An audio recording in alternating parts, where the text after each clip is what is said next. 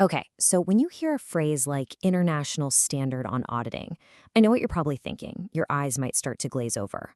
But what if I told you that one of these standards, ISA 240, is way less like a boring textbook and a whole lot more like a playbook for a financial detective?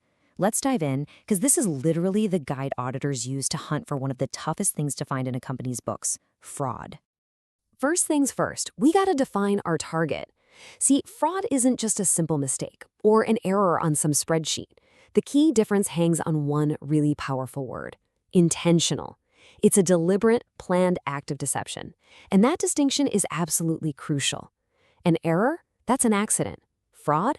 That's a crime. And it's one that's designed from the ground up to stay hidden. So here's our game plan, our roadmap for this explainer. We're going to start by profiling the crime itself. Then we'll get inside the mind of our detective, the auditor. After that, we'll look at how they actually find the clues, what they do when they find a high-risk situation, and finally, how they close the case. All right, let's kick things off with Section 1. What is audit fraud? To catch a criminal, you've got to understand their methods first. And in the world of high finance, fraud isn't some one-size-fits-all deal. It really has two very different faces. And here they are, the two main ways this goes down. On one side, you've got fraudulent financial reporting. Think of this as cooking the books. It's lying on a massive scale to make the company look way healthier than it actually is. Then, on the other side, you have misappropriation of assets. This one's a lot more straightforward. It's just outright theft. So one is all about manipulating information, while the other is about literally emptying the company's pockets. So knowing what fraud looks like is one thing, but how in the world do you actually find it? Well, that brings us right into Section 2. And it all starts with an auditor's single most important tool: their mindset.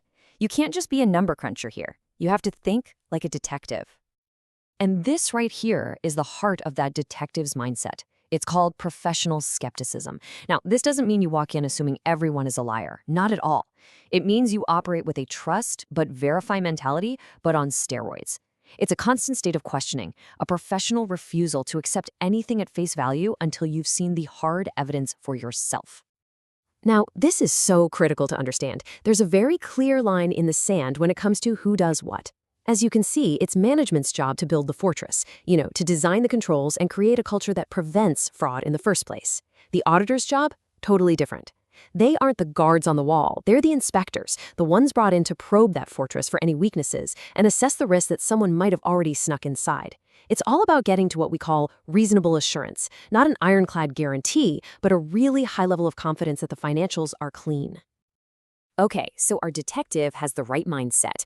Now they're ready for Section 3, finding the red flags. This is the fieldwork, the boots-on-the-ground investigation, where the auditor actively goes hunting for those telltale signs that something just isn't right. And they don't just go in blind. They have a standard issue toolkit. First up, inquiries. You can think of this as the interrogation phase, asking really sharp, targeted questions to everyone from the C-suite right down to the back office staff. Second, analytical procedures. This is like data forensics, combing through the numbers, looking for patterns, spikes, or dips that just don't add up. And finally, observation and inspection, the classic show me the evidence part, where they review physical documents and watch processes happen in real time. And what are they looking for with this toolkit? The classic red flags, the breadcrumbs. For instance, if there's insane pressure to meet quarterly targets, that's a huge clue. It creates a powerful motive to fudge the numbers. Or if the internal controls are weak, well, that's like leaving the vault door wide open. Now, these factors don't prove there's fraud, but they're like a big, blinking neon sign telling the auditor exactly where they need to start digging. Okay, so let's say the auditor finds some of those red flags. Now what happens? That leads us straight into Section 4, taking action on risk. Because, finding clues is one thing, but what the auditor does next, well, that changes everything. This is where the investigation really starts to heat up. And here we are. This is where we meet the ultimate villain of our story: management override. Why is this so incredibly dangerous? Well, think about it. The very people who are supposed to enforce the rules can simply decide to break them. They can just bypass the controls they helped create, which makes catching them in the act incredibly difficult. This risk is considered so pervasive, so significant, that it's just assumed to be a possibility in every single audit. And because that risk of management override always exists, ISA 240 mandates these 3 specific procedures. Every single audit. There are no exceptions. Auditors must test journal entries. That's the financial DNA of the company. They must scrutinize accounting estimates because that's where bias can easily hide. And they must investigate the why behind any big, unusual transaction. This is the non-negotiable triple check against fraud coming from the top. So, the fieldwork is done, the tests are run, but the case isn't closed yet, not even close. Section 5 shows us how it all gets tied together. A detective's best work is totally useless if the findings never see the light of day. This is all about closing the loop and making sure there's accountability. Communication here is absolutely everything. If an auditor finds something suspicious, they can't just keep it to themselves. There is a strict chain of command.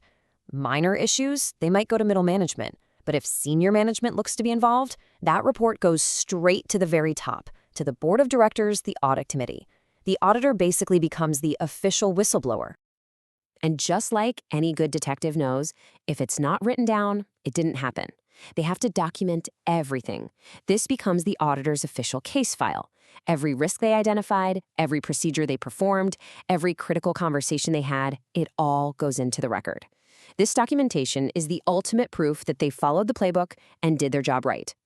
So after all of this, why? Why go through this incredibly detailed, skeptical, and frankly, difficult process?